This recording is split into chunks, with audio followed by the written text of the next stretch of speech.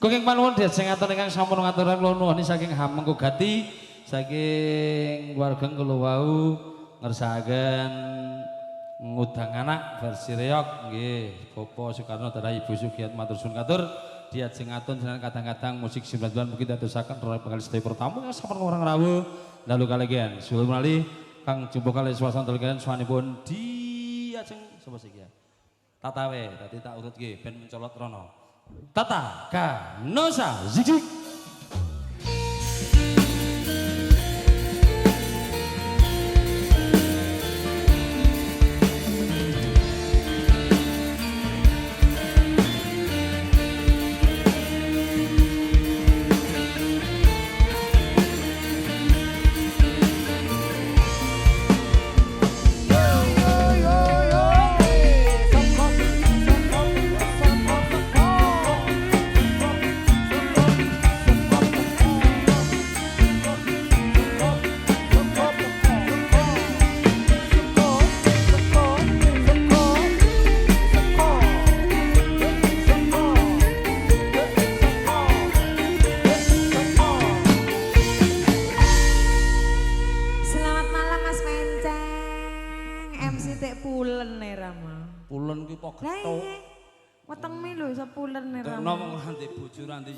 kudu luwes kok ya. Oh, kamu? Aku ya luwes. Iya, karena enggak punya bojo ya ta. Yo, piye ta? Kamu udah punya bojo lagi belum? Ya tak delik kene nek duwe rahasia. Oh iya ya, dadi bojo ki ora usah diketok-ketokke. Demenan wae sing diketokke. Kurang ajar. Ora. Mboten niki mboten niki piyayine niki pun manembah mring Gusti malah. Nggih, kula niku lembah manah, Kong. Hah? Lembah manah. Artine apa? Ya ngene iki, wong aku kalem ngono ki kaya aku kene. Oh iya. Ngono Mas. Iya. Ya udah adem iki ramu niki. Adem, ngene adem. Are adem are ya. Maksudnya sampean sing kene ngono lho. Nggih. Kangenan mingkup engko aku.